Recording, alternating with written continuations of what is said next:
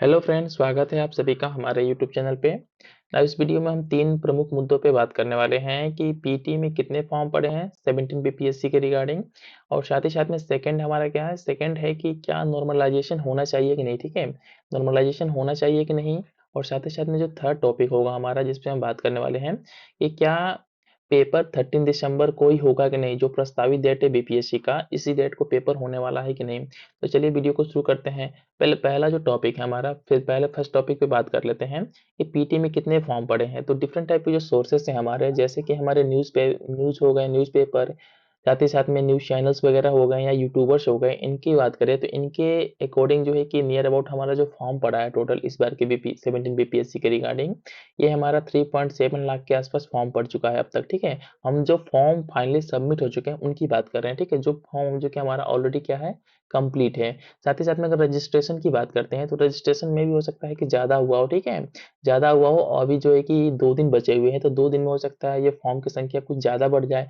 अगर बढ़ती हुई है फॉर्म, ठीक है, अगर फॉर्म की संख्या बढ़ भी जाती है इन 2 दिनों में, तो हमारे अकॉर्डिंग जो है कि, और डिफरेंट टाइप के जो सोर्सेस हैं उनके अकॉर्डिंग जो है कि मैक्सिमम जो फॉर्म होगा कितना होगा, 4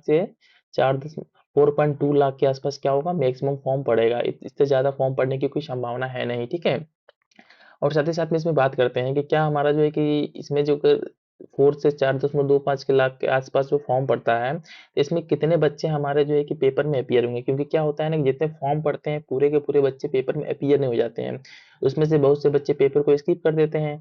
तो और साथ ही साथ में कुछ फैक्टर्स भी डिपेंड करता है कि कुछ फैक्टर्स में जो कभी कभी संख्या क्या होती है पेपर स्किप करने वाले बच्चों की ज़्यादा हो जाती है और किसी किसी कंडीशन में कम हो जाती है।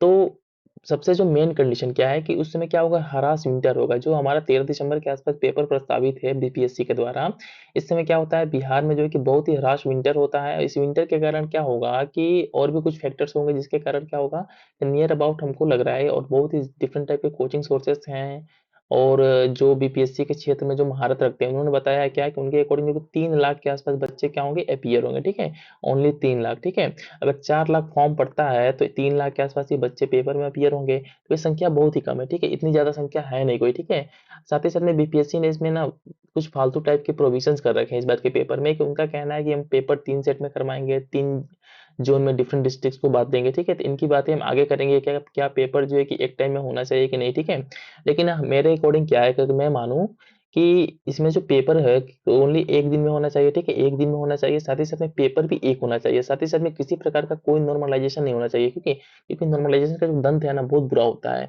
किसी किसी का पेपर समथिंग अच्छा करके आता है, नॉर्मलाइजेशन के चक्कर में वो जो है कि मात खा जाता है। तो बेटर यही है कि नॉर्मलाइजेशन ना हो और साथ ही साथ में पेपर फेयर हो और एक दिन में पेपर कंडक्ट कराए बीपीएससी, और साथ ही साथ में एक पेपर हो। क्योंकि देख रहे हैं ना हम, जो भी अब तक डाटा आ रहा है तो इस डाटा के अकॉर्डिंग जो है कि ज़्यादा फॉर्म पड़े नहीं है। अगर ज़्यादा फॉर्म पड़ भी जाते हैं तो मैक्सिमम 4 लाख ही तक जाता है। लेकिन हम इसी को कंपेयर कर लेकर 69 बीपीएससी से। ठीक है, हम इस चीज़ को कंपेयर कर लेते हैं 69 बीपीएससी में, तो टोटल नंबर ऑफ सीट कितने थे 69 बीपीएससी में, 500 के आसपास सीट थे। जबकि इसमें फॉर्म की संख्या देखिए सिर्फ 6.5 लाख के आसपास जो है कि फॉर्म पड़ा था इसमें। ठीक है, इतने के आसपास फॉर्म पड़ा था, इसलिए इस पेपर को भी आपने जो है कि हमारे जो चेयरमैन साहब थे अतुल जी, इन्होंने जो है कि एक ही दिन में कंडक्ट कराया था। तो फिर कोई रीजन बनता नहीं है कि अगर 3.7 लाख या 4 लाख के आसपास फॉर्म पड़ते हैं 17 बीपीएससी में, तो पेपर को जो है कि डिफरेंट टाइप के पेपर्स दिए जाए, पेपर एक दिन में कराया जाए, किसी प्रकार का कोई नॉर्मलाइजेशन ना हो। और साथ ही साथ में क्या होगा कि पेपर फेयर और साथ ही साथ में रिजल्ट भी फेयर होना चाहिए। साथ ही साथ में आप 69 बीपीएससी में बात करते हैं तो जब इतना फॉर्म पड़ा था, 6.5 लाख फॉर्म पड़ा था, टोटल सीट नंबर ऑफ 500 थे, तो इसमें कट ऑफ कितना गया था, हम जनरल की बात करते हैं 92 कट ऑफ गया था। ठीक है, तो नेक्स्ट वीडियो में हम कट ऑफ पर भी एक प्रोडिक्शन लाएंगे कि कितना आप अगर पेपर में अटेम्प्ट करके आते हो, ठीक है, तो आप एक तरीके से सेफ जोन में होगा। ठीक है, इसलिए जो है कि आप सभी से रिक्वेस्ट है कि प्लीज़ प्लीज़ जो है कि चैनल को सब्सक्राइब कर लीजिए। ठीक है, चैनल को सब्सक्राइब कर लीजिए और साथ ही साथ में वीडियो को लाइक भी कर दीजिएगा। नाउ नेक्स्ट टॉपिक हम देख लेते हैं क्या हमारा, कि क्या नॉर्मलाइजेशन होना चाहिए कि नहीं होना चाहिए। ठीक है, इस पे बात कर लेते हैं कि नॉर्मलाइजेशन क्यों होना चाहिए और क्यों नहीं होना चाहिए। तो आप सभी को पता होगा कि हाल ही में जो है कि बीपीएससी, ठीक है, बीपीएससी और कोचिंग इंस्टीट्यूट की जो मीटिंग हुई थी, कुछ डिफरेंट टाइप के जो कोचिंग इंस्टीट्यूट है जो बीपीएससी के क्षेत्र में बहुत ही फेमस है, इनके बीच में एक मीटिंग हुई थी। इस मीटिंग में कुछ डिमांड रखा गया कोचिंग इंस्टीट्यूट की साइड से, कि पहला डिमांड क्या था इनका, पहला डिमांड ये था कि पेपर जो है कि फेयर होना चाहिए। साथ ही साथ में कुछ कोचिंग्स ऐसे से जो बड़े-बड़े कोचिंग्स हैं, उनका नाम हम नहीं लेना चाहते हैं, वो नॉर्मलाइज़ेशन को फ़ेवर कर रहे थे। पता नहीं क्या इनका मतलब क्या समथिंग थिंकिंग है, कि नॉर्मलाइज़ेशन को क्यों फ़ेवर कर रहे हैं। सभी जानते हैं कि नॉर्मलाइज़ेशन को लेके डिफरेंट टाइप के पेपर्स में, छोटे-छोटे पेपर्स में आप करवा सकते हो नॉर्मलाइज़ेशन, लेकिन एक तरीके का एक स्टेट के लेवल का जो सबसे टॉप का पेपर है, बीपीएससी हो गया या सिविल सर्विसेज का जो पेपर हो गया, इसमें नॉर्मलाइज़ेशन का कोई सेंस बनता नहीं है। इसको जो है कि आप रेलवे या दरोगा वाले पेपर से कंपेयर नहीं कर सकते। इस पेपर का अपना एक लेवल होता है, ठीक है? तो क्या है, एक तरीके से रॉन्ग है। नॉर्मलाइज़ेशन बिल्कुल नहीं होना चाहिए और किसी को भी इसका फेवर नहीं करना चाहिए जो स्टूडेंट हित की बात करता है। साथ ही साथ में इन्होंने एक और डिमांड ये रखा कि जो बिहार स्पेशल के जो क्वेश्चंस होंगे पेपर में, क्या होगा, इनको जो है कि इंक्रीज कर दिया जाएगा, ठीक है? तो ये अच्छी डिसीजन है, ठीक है? ये अच्छा डिसीजन है कि जो भी हमारे जो क्षेत्र का नॉलेज रखते हैं, उनका इससे क्या होगा, उनसे बेनिफिट होगा। और साथ ही साथ में बीपीएससी की प्लानिंग क्या थी, बीपीएससी ने भी अपने कुछ सुझाव टीचर्स को बताया कि हमारा क्या प्लानिंग है। तो इन्होंने बताया कि हम जो डिफरेंट हमारे जो है कि डिस्ट्रिक्ट है, सॉरी, जो डिस्ट्रिक्ट्स हैं, उनको 3 कैटेगरी में डिवाइड करेंगे और साथ ही साथ में हर डिस्ट्रिक्ट को क्या होगा, हर डिस्ट्रिक्ट को एक जो डिफरेंट सेट का पेपर जाएगा, जिसमें डिफरेंट क्वेश्चंस होंगे और डिफरेंट उसके ऑप्शंस होंगे। तो ये थोड़ा जो तरीका अपना रहा है ना, फेयरनेस को बढ़ाने के लिए पेपर में, ये थोड़ा उटपटांग है, ये नहीं होना चाहिए।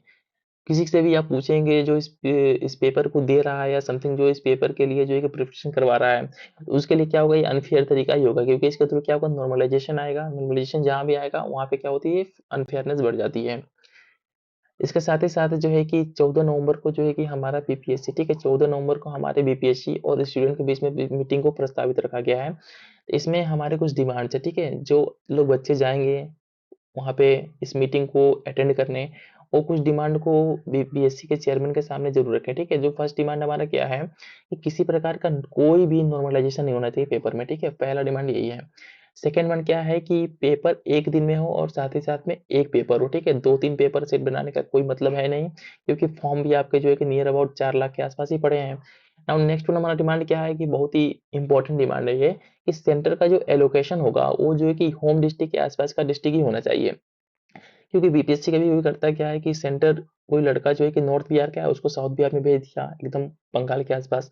तो क्या है, ये अनफेयर है, क्योंकि इससे क्या होगा कि इसके दूसरा कंडीशन इसमें ये है कि इसमें क्या है, उसमें ना बहुत ही हरास विंटर होता है बिहार में, दिसंबर के आसपास में, मिड दिसंबर में। तो इस समय जो है कि ट्रेन टिकट में भी असुविधा होती है, तो बच्चों को ट्रेवल करके दूसरे जगह जाने पर भी प्रॉब्लम होगी, और इससे क्या होगा, उनके जो है कि परफॉर्मेंस पे इफेक्ट होगा। तो हमारा क्या क्या होगा कि हमारा नेक्स्ट डिमांड क्या होगा कि जो सेंटर का एलोकेशन होगा, क्या होगा, नियर बाई या होम डिस्ट्रिक्ट के आसपास के डिस्ट्रिक्ट में होना चाहिए। अब नेक्स्ट वन क्या है, हमारा नेक्स्ट क्या है कि बिहार स्पेशल के क्वेश्चन को इंक्रीज कर दीजिए, ठीक है। सही है डिमांड जो कोचिंग वालों ने रखा है। सॉरी। साथ ही साथ में मेन डिमांड क्या है कि पेपर जो है कि हमारा क्या, और साथ ही साथ में रिजल्ट दोनों क्या होना चाहिए, फेयर होना चाहिए, किसी प्रकार की कोई धांधली ना हो। नाउ नेक्स्ट वाले टॉपिक पे बात कर लेते हैं। हमारा क्या है कि क्या पेपर 13 दिसंबर को होगा कि नहीं, ठीक है। तो इस टॉपिक पे अगर हम बात करते हैं तो क्या है कि बीपीएससी का जो मूड है ना, बीपीएससी का मूड है कि 13 दिसंबर को पेपर लेने के पूरे मूड में है, ठीक है। और साथ ही साथ में जो है कि 90% चांस है कि पेपर उसी डेट को होगा, ठीक है। क्योंकि पेपर जो है कि पेपर में फॉर्म जो है कि इतना ज़्यादा पड़ा भी नहीं है, ठीक है।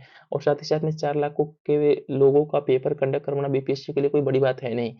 तो अगर सभी चीज़ें सही रहीं, ठीक है, किसी प्रकार का कोई चीज़ इस तरीके का नहीं होता है, तो पेपर जो है कि 13 दिसंबर को कंफर्म है।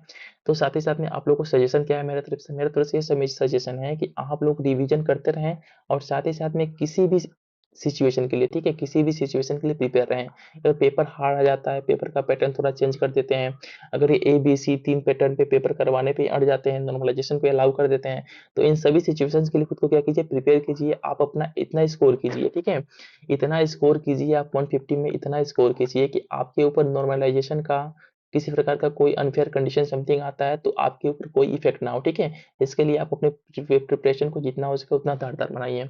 इसके लिए हमें करना क्या है, ठीक है, इसके लिए हमें करना क्या है कि हमें एक सेफ स्कोर डिसाइड करना है कि इस सेफ स्कोर के ऊपर क्या है कि अगर हम आते हैं तो हमारे ऊपर किसी प्रकार का कोई नॉर्मलाइजेशन भी हो जाए, एबीसी पेपर सेट कर दे बीपीएससी, कोई अनफेयर कंडीशन भी आ जाए तो भी हमारे ऊपर कोई इफेक्ट ना हो। तो इस सेफ स्कोर जो है, ठीक है, सेफ स्कोर की बात जो है कि हम अपना नेक्स्ट वीडियो में करेंगे कि क्या सेफ स्कोर होना चाहिए, जहाँ पे हम जो है कि एकदम आश्वस्त हो जाए कि हम मेन लिखने वाले हैं इस बार। तो चलिए नेक्स्ट वीडियो में मिलते हैं, और साथ ही साथ में वीडियो को एंड करने से पहले आप लोगों से प्लीज हम्बल रिक्वेस्ट है कि वीडियो को लाइक कर दीजिएगा प्लीज, और साथ ही साथ में चैनल को सब्सक्राइब जरूर कर लीजिएगा, ठीक है। नेक्स्ट वीडियो में मिलते हैं जिसमें हम बात करेंगे सेफ स्कोर के बारे में, जिसके ऊपर जो है कि आप एकदम सेफ फील करेंगे, ठीक है। नेक्स्ट, थैंक्स फॉर वॉचिंग, मिलते हैं नेक्स्ट वीडियो में।